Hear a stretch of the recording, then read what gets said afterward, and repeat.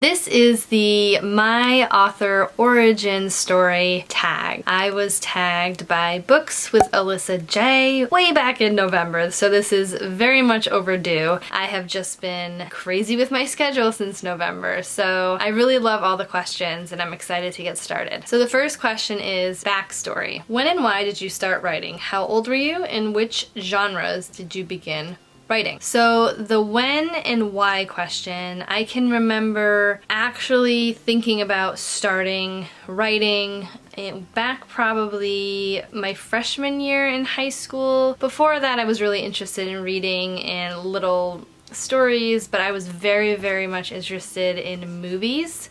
I was a young adult at a time where there wasn't really young adult books, so I sort of went from the more middle grade, such as like The Giver, up to straight and R.L. Stine like Goosebumps and Fear Street, to like James Patterson writing. So in that in-between stage, I was really focused on movies in general, so I remember I started to write movie scripts. And in terms of the genre, my first project was more of a horror film. Number 2, protagonist. What was your first main character like? How has your tastes, muses changed since then? So my first main character in that story, in that script that I just mentioned, it was a total self-insert. I was the main character in that story. I didn't necessarily name the main character me, but like she looked like me, she talked like me, she acted like me, so self-insert, totally. And I think most authors do that anyway with their first projects. It's just very natural to insert yourself whether or not you know it. And my tastes have obviously changed because I do not do self-insert at all into any of my books. I know a lot of people I know try to read a lot into it, but my characters that come to me are usually nothing like me. Number 3, antagonist. What's the worst writing advice or feedback you've ever received? What was your first rejection or confidence-breaking experience like? I can't think of worst writing advice in terms of feedback either, not off the top of my head. My first confidence-breaking experience, I can definitely remember that. It was not too far back. Now, up until that point, I had already been published. I had been rejected by a few agents for my book Soul Taken, and I don't really remember the rejections. I remember them being nice, so I wasn't like, devastated, but I remember that I had put my heart and soul into this short story for an anthology, and I was rejected for that anthology, and they said that like my book was too dark for this anthology, but it was sort of like based on like a twisted version of a story, and I was like, I worked so hard on that story and I couldn't imagine like someone not liking it, and just the fact that they had rejected me and said it was like too dark, and I tend to write dark, so it's like it was just a punch to the gut. So I will always remember that. I was really messed up for a while at that point, but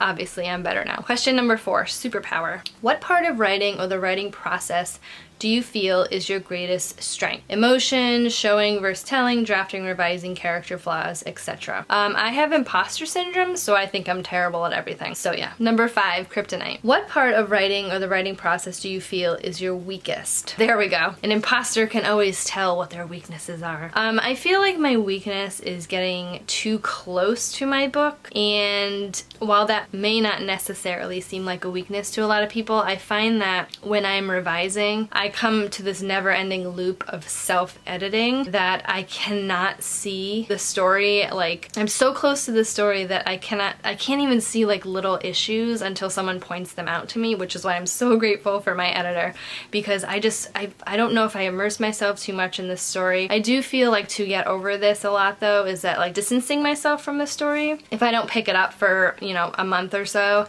I can really see a lot of differences. But so for instance, I'll submit a draft to my editor after like a self-edit and think like, oh, this is great, and then I pick it up a few months later or a month later when I have to do my revisions, and I'm like, how did I miss this? So I think that's my biggest kryptonite. I find that distance really helps, but I don't know what the problem is. It is what it is, and I tend to move on from it. Number 6, training montage. What strengths or weaknesses changed over the years? Additionally, what have you done over the years to better your craft? Back to the other question, I felt like previously my weakness was revision, and I don't know if revising is really like a natural thing until you actually start working with someone else. The publishing process is collaborative in a lot of ways. Editors working with your book really help to improve your book, and also critique partners and beta readers. I remember when I wrote So Taken, I never really showed it to anyone. I didn't know what I needed to do with it. I just thought, hey, I write a book, and then I give it to a publishing house and then they publish it. That's not the case. You do have to work with an editor, and I do remember Soul Taken. When I first got my edit letter, I went like above and beyond and like totally changed the story like from start to finish. And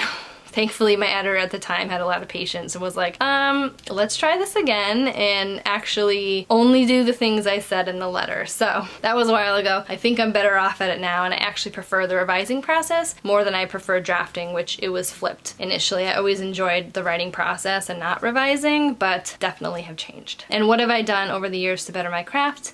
I read a lot more. I read a lot more books in my genre, outside of my genre, and I also read craft books. I'm spending 2020 reading a lot of the craft books on my shelf because I feel like I'm just at a point where I want to absorb other people's processes and sort of change up mine or see what other people are doing that can make my life a little easier. And I like reading about other people's craft. I like watching AuthorTube and YouTube about other authors who are published and seeing their process, because I think things are ever evolving and I think my process is constantly evolving. So I like looking at others to see ways I can do that. Also on top of that, writing conferences as well. I can talk to a lot of writers at these conferences and get the same idea about their process, and also connecting with authors at these events as well, whether they are the keynote speaker or someone I sit down with at lunchtime. It's nice to feel that community and know that you're not alone, so that when you do ever feel alone, you just maybe start to understand that you're not. And going to workshops and things like that have really, really helped me. Number 7, weapon of choice. What programs have you used over your writing journey? What is your favorite right now and why? I really don't have a favorite program. I tend to work in a lot of programs. So for instance, I use Grammarly for all of my, it's usually my last pass for my edits. I like to look over and make sure I didn't mess up any grammar issues or things like that. I like to make my books as polished as possible before handing them off. I like the Freedom app because I'm able to block off websites and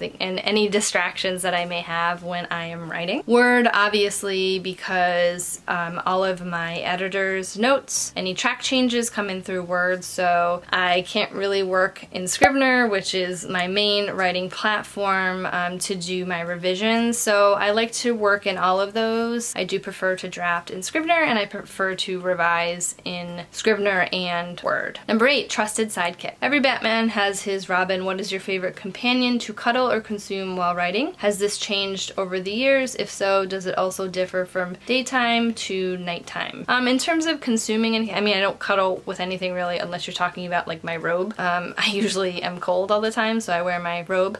But in terms of consuming, it's usually coffee in the morning, or if I'm writing at night, tea or water. Number 9, 0 to hero. When you first began this journey, what level of success did you imagine for yourself? Is where you're currently at on your writing journey heading for the destination? If not, how has your dream evolved over the years? My vision of being an author was a lot different when I first started. I was like always hitting the New York Times bestseller list. I had movie deals and TV deals. I just thought that was the way of life. But throughout the years, I've learned that that's not necessarily any measure of success. I mean, have you ever seen a movie adaptation? The book is usually better. But my current writing journey is more rooted in reality.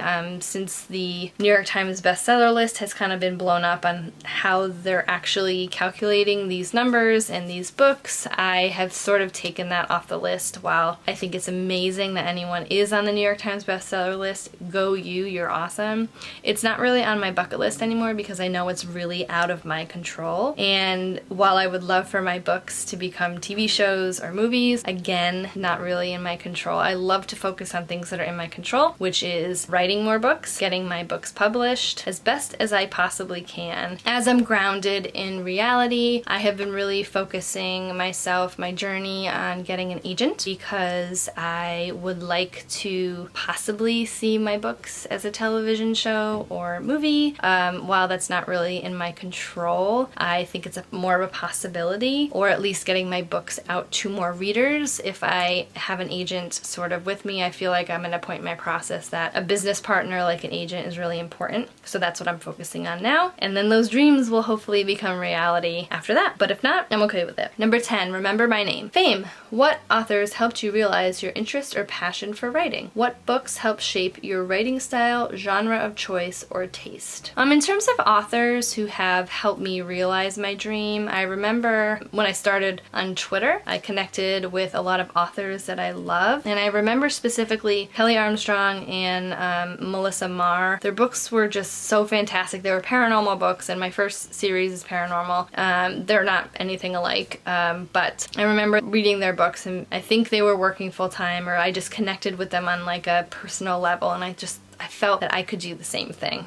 In terms of what books helped shape my writing style, I would say all of the books that I've read. I really take a lot from books that I read, things I like, things I don't like, and I try to put those things into my books. I don't want to have a trope or something like that in my book that I don't like to read, so I like to insert my likes into my books. And that's how I shape them. Number 11, Marvel versus DC. Comparison is dangerous. How has comparing your author journey to others dismantled or helped your own? Any advice to overcome this? Oh, it's definitely dismantled a lot. Anytime that I compare myself to any other author who's like sharing their joys on Instagram, New York Times bestseller lists, movie deals, things like that, it can be very dismantling. I don't tend to feel that way anymore. I've sort of come to the realization that everyone's journey is different. And in terms of social media, a lot of people only show their wins. A lot of people do not show the things that are tough. Sleepless nights,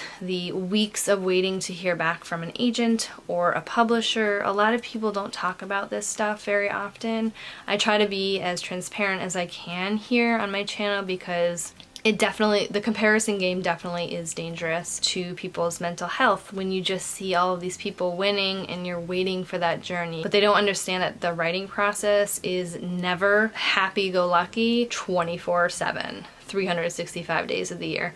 Most of the time, it's pretty depressing. My advice to overcome this is don't compare someone's middle to your beginning, because it's gonna hurt you. It's gonna not feel very good at all. I found that sometimes I have to unfollow those people. That's another piece of advice. You know, it doesn't have to be forever. You can always follow someone again, but if you find someone on your newsfeed or watch someone on YouTube and you get that feeling of I'm not as good as them, I could never be as good as them, take them out of your life, unfollow them, and then when you're at a good place where you're able to separate yourself from them, because you know, if you're an aspiring writer and you're looking to a published writer and you feel I'll never get to that position, that's not healthy, because you probably, with all of the hard work that you're doing, you probably will get published someday, but it may look like a different journey than someone else's. Number 12, the obligatory love interest. Looking back on your earliest projects, what genres have you grown to love or hate to write? I don't think I would hate to write any of the genres I've written in. I have written a full-length thriller and a novella thriller type book, and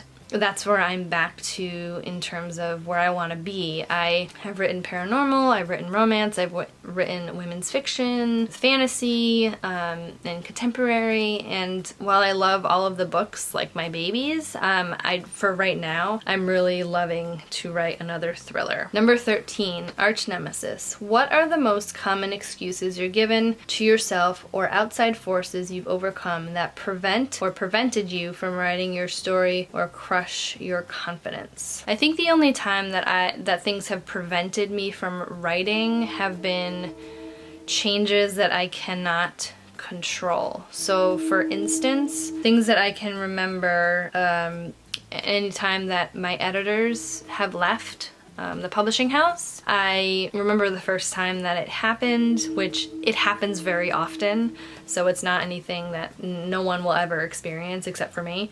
But when they moved on, I sort of felt crushed. I actually couldn't write for a little bit. I couldn't focus on my books because I just kept thinking, like, was it me? You know, what's going to happen next? All of these things are out of my control. When an editor leaves a job, it's like anyone leaving a job, whether it's to be promoted or they're leaving the industry as a whole. It has nothing to do with me. And your publisher will assign another editor to you and you will work with them. So it's not like you're going to be left in the dust. So those are the only times that I can ever remember that I've not been able to write. And I never give myself excuses not to write because I have deadlines.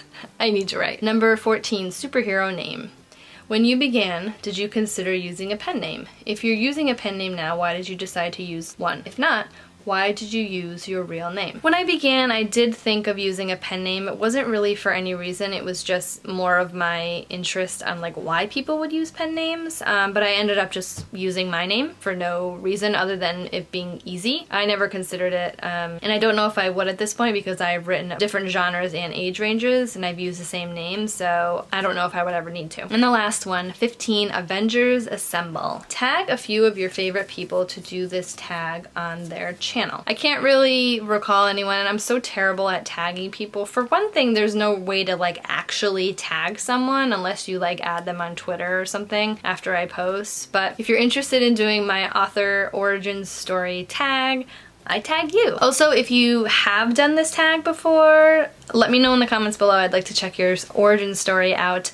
Thanks again to Alyssa J for tagging me. Let me know in the comments too if any of these answers surprised you, or if you want to do the tag in the comments below, that would be cool as well. So I look forward to chatting with you in the comments, and if you enjoyed this video, do give it a like, hit that subscribe button and a little notification bell next to it so you know the next time I post, and I'll see you soon!